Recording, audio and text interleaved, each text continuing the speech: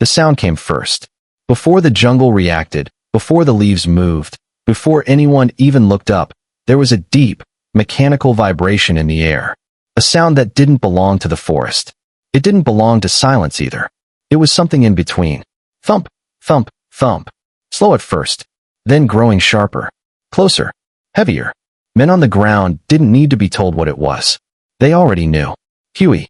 The Bell UH-1 helicopter was never just another machine in Vietnam. It became a signal. A message. Sometimes hope. Sometimes warning.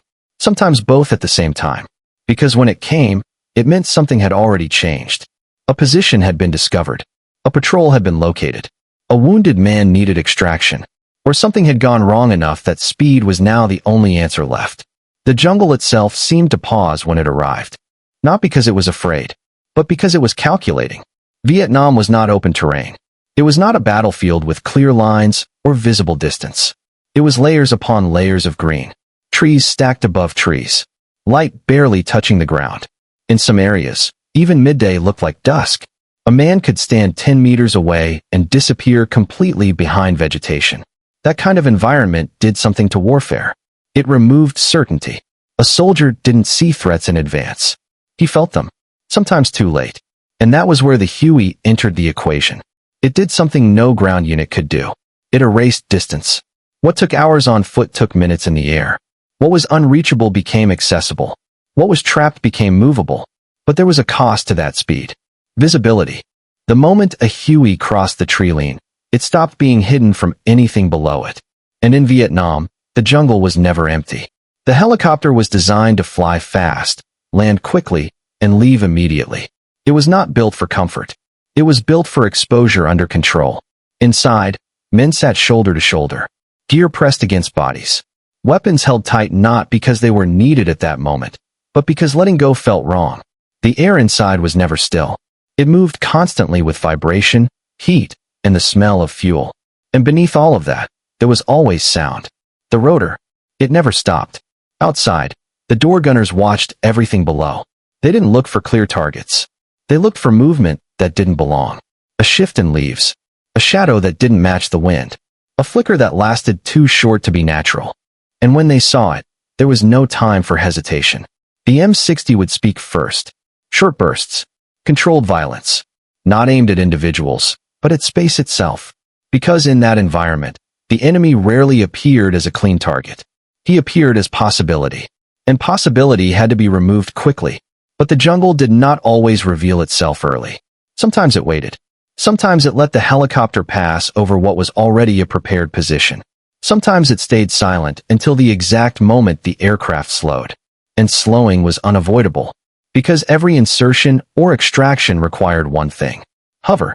That was the most dangerous state a Huey could be in. Not flying. Not landing. But suspended. In that moment, the helicopter was neither moving forward nor fully safe. It was exposed. And below it, everything that had been waiting finally had a chance to act. The jungle could become alive in an instant. Rifle fire could erupt from tree lines. Tracers could rise upward in burning lines. Dust, leaves, and fragments could explode into the air as the landing zone turned chaotic. Inside the helicopter, everything changed instantly. Orders became sharper. Movements faster. Time compressed. There was no space for delay. Because the Huey did not survive hesitation. It survived motion. Men ran toward it during extraction. Not walking. Not carefully. Running through dirt, smoke, and rotor wash that made vision unstable and balance uncertain. The ground itself felt like it was collapsing under the force of the blades above. Boots lost grip. Equipment shifted. Visibility dropped. But still they ran. Because staying was worse. Inside, hands reached down. Bodies were pulled in. Doors remained open for seconds that felt much longer than they were. Every second the helicopter stayed on the ground was a second the jungle could decide to respond again. And it often did. Not always immediately. Not always predictably. But always with intent. The Huey was not just transport. It was interruption. It interrupted silence. It interrupted ambushes. It interrupted survival conditions on both sides. And interruption creates reaction. That reaction defined everything about its presence. For those inside, survival was measured in seconds. For those outside, Opportunity was measured in timing. And in Vietnam, timing was never perfect. It was always contested. The moment the Huey slowed over a landing zone, the jungle changed its behavior. It didn't move loudly. It didn't announce itself. It waited. Below, what looked like empty ground was never truly empty. Vietnam had taught both sides the same lesson in different ways. Nothing was ever just open space. Every patch of earth could be observed, measured, and prepared long before the helicopter arrived. From inside the Huey, the world outside felt distorted.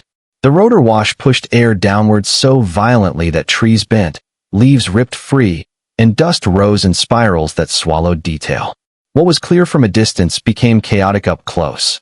And in that chaos, the most dangerous thing was not visibility. It was misunderstanding what you were seeing. A flicker in the tree line could be nothing. Or it could be the only warning before a burst of fire. A shape in the brush could be movement or imagination. The brain under pressure always tried to complete patterns, even when there were none. The door gunners didn't have the luxury of hesitation. They worked in fragments of certainty. A shift, a shadow, a possible muzzle flash. Then reaction. The M60 would come alive in controlled bursts, stitching lines of fire across vegetation. Not precise, not elegant, but fast enough to interrupt anything that was about to become lethal. But the jungle absorbed violence differently than open ground. Leaves fell, branches broke, dust scattered, but behind it, unseen positions often remained unchanged. Fire would suppress, not eliminate. And suppression only worked as long as the helicopter kept moving. Hovering changed everything. Hovering removed motion. And motion was protection. Inside the cabin, men preparing to exit or enter moved with urgency that felt almost unnatural. No one walked in or out of a Huey in Vietnam. Every movement was compressed into instinct. Grab, jump, pull, push, load, clear. There was no time for second thoughts. Because second thoughts belonged to environments that allowed time. Vietnam did not. The moment boots left the ground or touched the helicopter floor, everything became unstable. The rotor wash turned solid earth into shifting dust. The sound of the engine swallowed communication. Even shouting became something you felt more than heard. And still, the helicopter stayed there only as long as it had to. Not because it was safe, but because it was necessary. And necessity always demanded risk. Some of the most dangerous moments were not when the Huey arrived under fire, but when it arrived too late or too early, when timing was off by minutes or seconds, and the ground situation had already shifted into something unrecognizable. A landing zone that had been cleared could become compromised without warning. A patrol waiting for extraction could find itself surrounded. A medevac call could turn into a decision between speed and survival. The Huey was never in full control of those decisions. It was responding to them, and that response created a rhythm across the war. Approach, hover, load, lift, escape, again and again.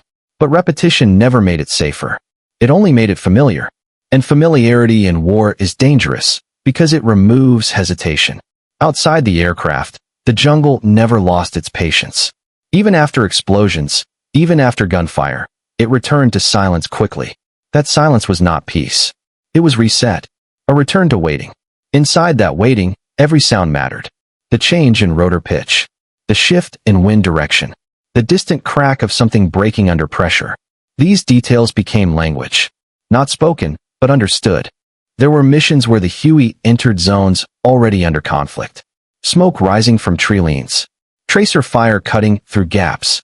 Ground units pinned in place, waiting for extraction that might not come cleanly. In those moments, the helicopter was not just transport. It was interference in an ongoing fight. And interference meant attention. Door gunners became the first line of reaction. Their role was not to eliminate threats completely, but to reduce their ability to influence the aircraft. Short bursts, continuous scanning, movement tracking. But the jungle did not present itself cleanly enough for certainty. Sometimes fire came from positions that revealed themselves only after shooting. Sometimes it came from angles that were impossible to fully suppress in time. Sometimes it didn't come at all until the exact moment the helicopter committed to extraction. That unpredictability shaped everything. Even the pilots, focused entirely on flight, carried awareness of something unseen below. Every adjustment of altitude or angle was a negotiation between exposure and speed. Too low meant vulnerability. Too high meant delay. Too slow meant risk. Too fast meant loss of precision. There was no perfect setting, only constant adjustment. And through all of it, the Huey remained central to survival in Vietnam, not because it removed danger, but because it allowed survival to remain possible inside it. It turned impossible distances into reachable ones. It turned trapped positions into temporary ones.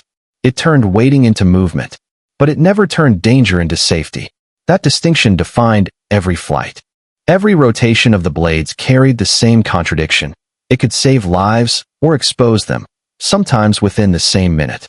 And for the men inside and below it, that contradiction became normal, not accepted as comfort, but accepted as reality.